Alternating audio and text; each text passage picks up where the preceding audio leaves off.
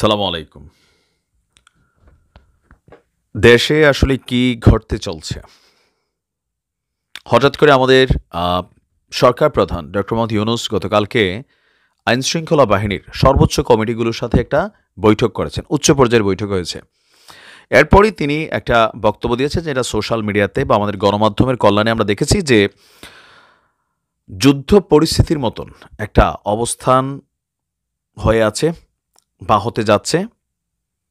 দেশের জনগণকে সতর্ক থাকার জন্য তিনি বলেছেন, আইনশৃঙ্খলা বাহিনীকে সর্বোচ্চ প্রস্তুতি রাখতে বলেছেন। এখন আসলে কেন? মানে কি এই ধরনের ঘটনা যেগুলা ঘটতে যাচ্ছে? প্রথমত, এই ফেব্রুয়ারি মাসকে ঘিরে আওয়ামী লীগের একটা বড় ধরনের প্রোগ্রাম কিন্তু তারা ঘোষণা করে রাখছে। সম্ভবত ১৮ থেকে ২০ দিনের। এর মাঝখানে কাকতালীয়ভাবে বিএনপিও কিন্তু এই ফেব্রুয়ারিতে কিছু কর্মসূচি ঘোষণা করেছে। অপরদিকে বাংলাদেশের বিভিন্ন জায়গায় বিভিন্ন ধরনের কোম্পানি, বিভিন্ন ধরনের প্রতিষ্ঠান, স্কুল, কলেজ, বিশ্ববিদ্যালয়, নানা ধরনের আন্দোলন রাজপথে চলছে। অনেক আন্দোলন সরকারের বক্তব্য গতকালকে স্বরাষ্ট্র উপদেষ্টা বললেন, যেমন তিতুমিরের যে আন্দোলন, এটাও সরকারের ধারণা যে এটার পিছনে কারা সবাই নাকি জানে, তার মানে এখানে আওয়ামী লীগ ইন্ধন যোগাচ্ছে। এরকম অনেক আন্দোলন আছে। সরকার মনে করছে যে এটাকে আসলে আইডেন্টিফাই করা অনেকটা কষ্টকর, কারণ কাজগুলা তলে তলে হচ্ছে। যেমন আওয়ামী লীগ সরকার পতনের আগ দিয়ে এই ছাত্র আন্দোলনকে কেন রুখতে পারে নাই, কেন তাদেরকে সহিংসতার পথ বেছে নিতে হয়েছে? কারণ এখানে কারা কানেক্টেড এটা জাতির সামনে প্রকাশ করার সুযোগ ছিল না। জাতি দেখছিল ছাত্র, সরকার দেখছিল জামাত, বিএনপি বা মেটিকুলাস একটা প্ল্যানের অংশ, কিন্তু জাতি দেখছিল ছাত্র। এখন জাতি দেখছে তিতুমিরের ছাত্র, কিন্তু সরকার মনে করতেছে এখানে আওয়ামী লীগ, যুবলীগ। আবার বিভিন্ন জায়গায় যে কর্মসূচি হচ্ছে, নানান ধরনের চুরি, রাহাজানি, ছিনতাই, ডাকাতি, ধর্ষণ, এগুলো হঠাৎ করে একটা এক্সট্রিম লেভেলে বেড়ে গেছে। ইভেন আমাদের আইনশৃঙ্খলা বাহিনীও খুব বেশি ফাংশন করতে পারছে না। মাঠে সেনাবাহিনী আছে ম্যাজিস্ট্রেসি পাওয়ার নিয়ে, কিন্তু দেখা মনে হয় যে পুলিশই নাই। শুধুমাত্র সেনাবাহিনী নিয়ন্ত্রিত যে ক্যাম্প টাইমগুলো আছে ওইখানে একটু পরিস্থিতি বেটার, বাট ওভারঅল আমরা যদি দেখি পরিস্থিতি খুব বেশি ভালো না। তো এই সকল সিচুয়েশনকে মাথায় রেখে সরকার প্রধান সতর্কবার্তা জারি করেছেন। চলতি বছরটি ২০২৫ বাংলাদেশের জন্য অত্যন্ত গুরুত্বপূর্ণ উল্লেখ করে তিনি বলছেন যে কাউকে বিশৃঙ্খলা এবং অরাজকতা সৃষ্টির কোনো ধরনের সুযোগ দেওয়া হবে না। যুদ্ধ পরিস্থিতির মতন সবাইকে সতর্ক থাকতে হবে। নিরাপত্তা বাহিনীর শীর্ষ কর্মকর্তাদের সাথে আইনশৃঙ্খলা পরিস্থিতির পর্যালোচনা করেছেন তিনি। এ সময় পুলিশ এবং আইনশৃঙ্খলা রক্ষাকারী বাহিনীকে আইনশৃঙ্খলা পরিস্থিতি নিবিড়ভাবে পর্যবেক্ষণের জন্য একটা কমান্ড সেন্টারও গঠনের নির্দেশ দিয়েছেন। একটা কমান্ড সেন্টার সকল বাহিনীর সমন্বয়ে। তিনি নিরাপত্তা বাহিনীর প্রধানদের কাছে বলছেন যে আইনশৃঙ্খলা পরিস্থিতি বিঘ্নিত করার যে কোনো অপচেষ্টার বিরুদ্ধে সতর্ক থাকার নির্দেশ দিয়েছেন। তিনি বলছেন যে যুদ্ধকালীন পরিস্থিতির মতন আমাদেরকে সতর্ক থাকতে হবে। এই বছরটি দেশের জন্য অত্যন্ত গুরুত্বপূর্ণ। কাউকে বিশৃঙ্খলা, অরাজকতা করার সুযোগ দেওয়া যাবে না। তো এক্ষেত্রে তিনি মনে করছেন যে আওয়ামী লীগ, শেখ হাসিনার ঘনিষ্ঠরা বিশৃঙ্খলা সৃষ্টির জন্য বিশাল অঙ্কের অর্থ ব্যয় করছে, মিথ্যা অপতথ্য ছড়াচ্ছে। দেশবাসীকে অপপ্রচারের বিরুদ্ধে সতর্ক থাকার আহ্বান জানিয়ে তিনি বলছেন সবাইকে লড়াই করতে হবে এই অপপ্রচারের বিরুদ্ধে। তিনি বলছেন নিরাপত্তা বাহিনীগুলোকে সর্বোচ্চ আধুনিক যোগাযোগ প্রযুক্তির ব্যবহার নিশ্চিত করতে হবে, যেন দ্রুত পরিস্থিতি নিয়ন্ত্রণে আনতে পারে।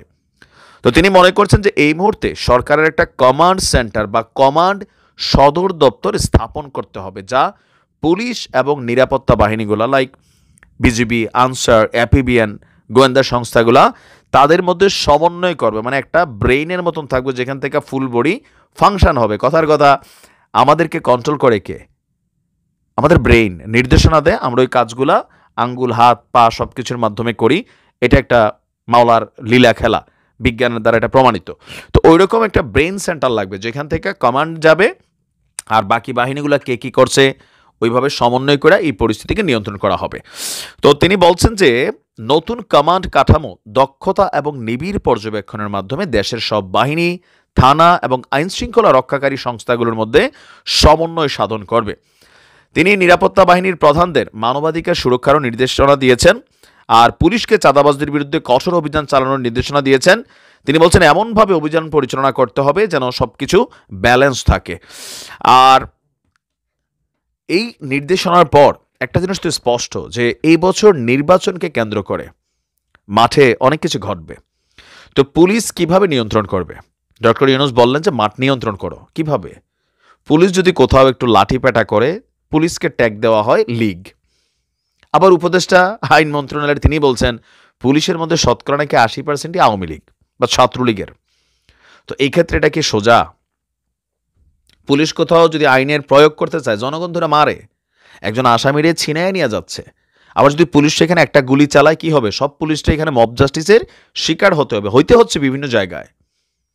তো পুলিশ আসলে কিভাবে নিয়ন্ত্রণ করবে? আমাদের বাঙালিরা আমরা যেই লেভেলের ডেসপারেট লেভেলের মানুষ, ১০ জন লোক একত্রিত হলে ওই ধর কইলে কিন্তু ৯ জন কারে ধরলাম, কেন ধরলাম, তার সাথে আমার কোনো শত্রুতা আছে কিনা এগুলো দেখার টাইম নাই, মানে আগে মারো।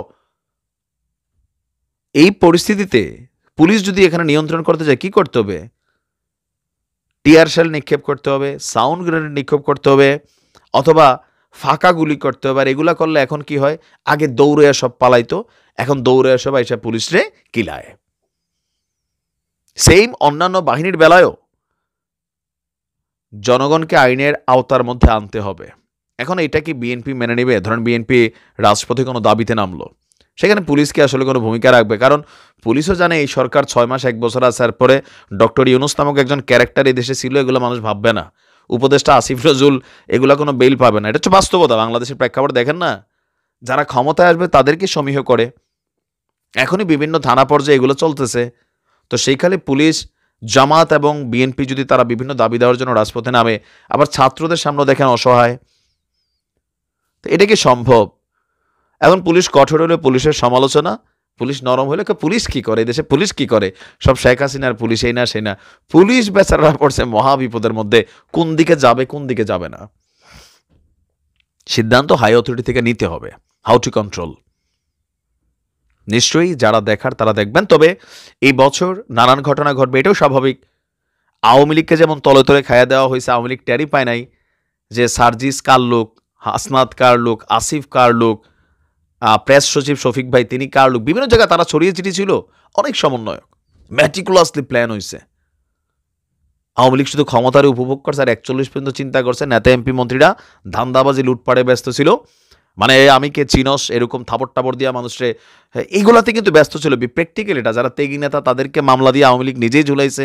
সমালোচনা করলে ডিজিটাল নিরাপত্তা নিয়ে মামলা হয়েছে, সত্য কথাটা শুনতেই চায় নাই, লাস্টি দিয়ে বাস। তো সরকারও কিন্তু বুঝতেছে যে এই সরকার মেটিকুলাস প্ল্যান থেকে তো আসছে, যে মেটিকুলাস প্ল্যান আওয়ামী লীগও করবে। সেই ব্যাপারে কিন্তু সরকার সতর্কতা নিচ্ছে। দেখা যাক কি হয়। ভালো থাকুন। তবে আমরা চাই বাংলাদেশ নিরাপদ থাকুক। আসসালামু আলাইকুম।